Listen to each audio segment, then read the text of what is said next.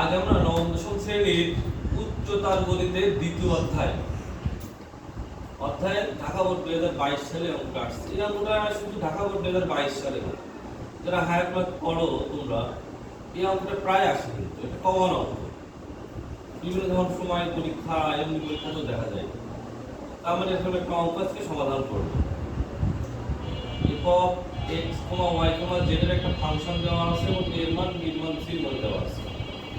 ক নম্বরে বলতেছে দেখো যে a/b + b/c + c/r আপনি চক্রক্রমিক। আর চক্রক্রমিকের ব্যাপারটা হচ্ছে আগে বুঝতে হবে ঘড়ির কাঁটার বিপরীতে এটা ঘড়ি এই দিকে ঘোরে, অর্থাৎ এই যে ঘড়ির কাঁটার বিপরীতে ঘুরবে। এটা যদি a হয়, এটা যদি b হয়, এটা যদি c হয়। তার মানে a b b c c এ, তার মানে এর জায়গায় b, b এর জায়গায় c, c এর জায়গায় a পাল্টানোর পরে যদি মানের কোনো পরিবর্তন না হয় ওই ফাংশনটা, তাহলে ওই রাশিটা চক্রক্রমিক। তো আমরা ক নম্বরে যে রাশিটা আছে, ফাংশনটা আছে, ওইটা প্রথমে লিখলাম ধরি একক a, b, c a/b, b/c, c/a। উপরে একটা abc ধরলাম, এটা লিখলাম। এখন আমরা এটা এর জায়গায় b দেব, এর জায়গায় c দেব, c এর জায়গায় এই এটা দেব। যদি আমরা এখানে চেঞ্জ করে দেব, আসলে এই ঠিক থাকে কিনা। মানে এর জায়গায় b, b এর জায়গায় c, b এর জায়গায় c, c এর জায়গায় a, c এর জায়গায় a, এর জায়গায় c। তাহলে খেয়াল করে দেখো a/b, b/c, c/a মানের কিন্তু কোনো পরিবর্তন হয় নাই। তার মানে আগে যেটা ছিল এখনো সেটা পাইছে। তার মানে এই রাশিটা চক্রক্রমিক বলা যাবে। আমি কিন্তু সংক্ষেপে করে দিলাম। তোমরা যখন পড়বা তখন লিখবা যে a এর জায়গায় b, b এর জায়গায় c এবং c এর জায়গায় a পরিবর্তন করলে যদি ওই রাশিটার কোনো পরিবর্তন না হয় তাহলে ওই রাশিটা চক্রক্রমিক হয়। তারপরে এটা দেখাবো। তো এবার ক নম্বর খুব সহজে আমরা করে ফেললাম। এবার খ নম্বরে আসো। f of x, y, z equal to 0 হলে প্রমাণ করো যে x, y, z, zx equal to 0 এবং x equal to y equal to z। এটাও খুব কমন একটি অঙ্ক উচ্চতার গণিতের দ্বিতীয় অধ্যায়ে। কিন্তু আমরা প্রথমেই ফাংশনটা লিখে নিই। f of x, y, z equal to আছে -x³ - y³ plus z to the power -3 of x to the power -1 y to the power -1 z to the power -1 এটা দেওয়া আছে। এখন অঙ্কে বলা আছে এটা ইকুয়াল টু 0। তাহলে f of x, y, z equal to 0। তার মানে এই মানটা ইকুয়াল টু 0 লিখতে পারবো আমরা।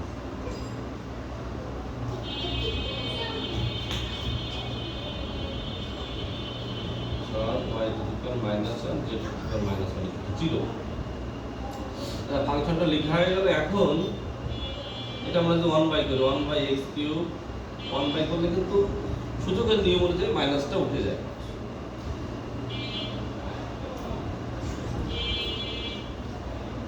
খেয়াল করতে হবে এখানে কিন্তু বীজগণিতের যে কোনো নিয়ম অন্তর্ভুক্ত হতে পারে।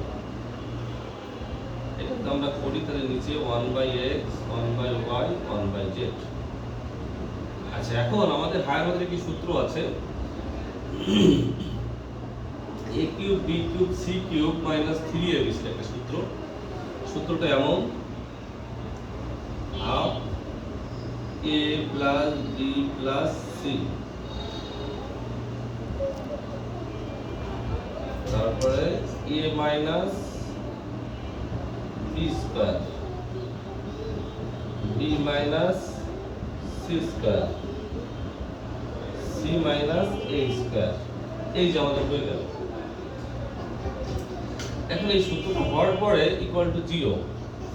এখন যদি এটা আবর্তন করা হয় তাহলে কিন্তু এটা আসে 1/x 1/y 1/z, আর এটা আসে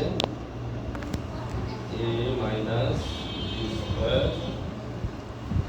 b minus c square plus c minus a square. এখন আমাদের হয় দেওয়া করলে অঙ্ক হয়ে যাবে। আমরা এখন হয় দেওয়াতে যাব। একটু মুছে দিই। আমরা যখন হয়ে যাই 1/x 1/y 1/z equal to 0। এখন যদি আমরা x y z লসাগু নিই, এখানে yz, এখানে zx, এখানে xy, আর গুণ করলে এটা 0 হয়ে যাবে। তার মানে আমরা লিখতে পারি xy yz plus zx equal to 0। খেয়াল করে দেখো, আমরা কিন্তু প্রথমেই যে মাইনাস গুলো ছিল সেটা 1/, করে প্লাস করে সূত্র আকার তৈরি করছিলাম, তারপরে হাফের সূত্রতে লিখছিলাম। এবার হয় করে কিন্তু একটা পার্ট আমাদের প্রমাণ হয়ে গেল। এবার x equal to y equal to z এটা প্রমাণ করতে হবে আমাদের। এটা এখান থেকে আসবে, এটা একটু খেয়াল করো। যদি আমরা করি অথবা যে পার্টটা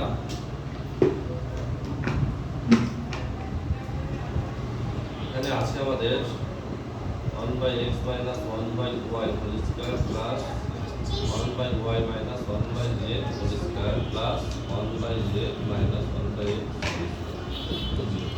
এখানে একটা জিনিস আমাদের মনে রাখতে হয়, কয়েকটি বর্গের সমষ্টির যোগফল যদি 0 হয় তাহলে প্রত্যেকটি মান 0। এটা একটা বীজগণিতিক সূত্র বলা যায়। কি বলছি, কয়েকটি বর্গের, এই যে বর্গ আছে, কয়েকটি বর্গের যোগফলের সমষ্টি বা যোগফল ইকুয়াল টু যদি 0 হয় তাহলে প্রত্যেকটির মান 0। এটা লিখে তখন আমরা বলতে পারি যদি প্রত্যেকটির মান 0 সূত্র অনুযায়ী, তখন আমরা এইটা ইকুয়াল টু 0 লিখতে পারি, এইটা ইকুয়াল টু 0 লিখতে পারি, এবং তৃতীয় পার্ট ইকুয়াল টু 0 লিখতে পারি। তখন কি হয়, 1/x ইকুয়াল টু 1/y লেখা যায়, তখন x ইকুয়াল টু y আসে এখান থেকে। আবার এটা যদি আমরা লিখি 1/y minus 1/z equal to 0, এবং এটা যদি সাইড চেঞ্জ করা হয় 1/y ইকুয়াল টু 1/z, খেয়াল করে দেখো এখান থেকে y ইকুয়াল টু z লেখা যায়। দেখো এই দুটো মিলেই কিন্তু x equal to y, y equal to z লেখা যাচ্ছে। তার মানে আমাদের কিন্তু অন্য প্রমাণটা হয়ে গেছে। তাহলে এখানে তোমার একটা কয়েকটি বর্গের সমষ্টি 0 হলে প্রত্যেকটির মান 0 হবে, এটা লিখে এটা শুরু করতে হবে। তুমি তৃতীয় পার্টের মানও 0 দেখাতে পারো, দেখায় তারপরে লিখতে পারো 1 2 3 হতে পারে, বা উপরে x equal to y, y equal to z, এবং এটা করলে এখানে z ইকুয়াল টু, কিন্তু আমরা লিখতে পারি x equal to y equal to z। তাহলে আমাদের কিন্তু খ নম্বর দুইটা প্রমাণ পেয়ে গেলাম। এটা খুব কমন অঙ্ক, এবং এই সূত্রটা কিন্তু মাথায় রাখতে হবে, half a plus b plus c a minus b square b minus c square c minus a square. আচ্ছা, আমরা এখন গ নম্বরের প্রমাণে চলে যাই। খুবই সহজ সায়ের মধ্যে অঙ্কগুলো, যদি সূত্রগুলো মনে রাখা যায় এবং প্রক্রিয়াটা তোমার মাথায় থাকে। আচ্ছা, গ নম্বরে আসি। তাহলে গ নম্বরের বাম পক্ষে আমাদের আছে left hand side a cube plus b cube plus c cube minus 3abc।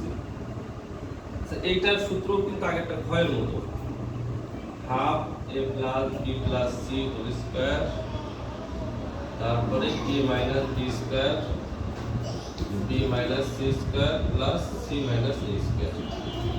এই আগেরটার মধ্যে কিন্তু আমরা সূত্র অ্যাপ্লাই করলাম। এবার আমরা এই মানগুলো বসাই দেব, a এর মান এটা, b এর মান এটা, c এর মান এটা, কিন্তু পুরো আমাদের দেওয়া আছে উদ্দীপকে। তাহলে এই মানগুলো আমরা এখন বসাই দেব। a এর মান হচ্ছে y plus z minus x, b এর মান হচ্ছে z plus x minus y, c এর মান হচ্ছে x plus y minus z whole square. আচ্ছা, এইবার এই মানটা আমাদের বসাতে হবে। a এর মান হচ্ছে y plus z minus x, b এর মান হচ্ছে, যেটা আছে এটা মাইনাস করে বসাতে হবে, minus z minus x plus y। আচ্ছা, এটা প্রত্যেকটা মান একইভাবে আমাদের করতে হবে না। তাহলে এখানে আমরা কি কি বাদ যাচ্ছে, y y বাদ, z z বাদ, x x বাদ। এখানে থাকতে খেয়াল করে দেখো x y আর z। আমি একটা বাদ করছি, কেন করছি খেয়াল করে দেখো। তাহলে সেকেন্ড ব্র্যাকেট এখানে z z বাদ যাচ্ছে, এখানে থাকে হচ্ছে 2y minus 2x whole square. এর পরের পার্টে এইভাবে আসবে না,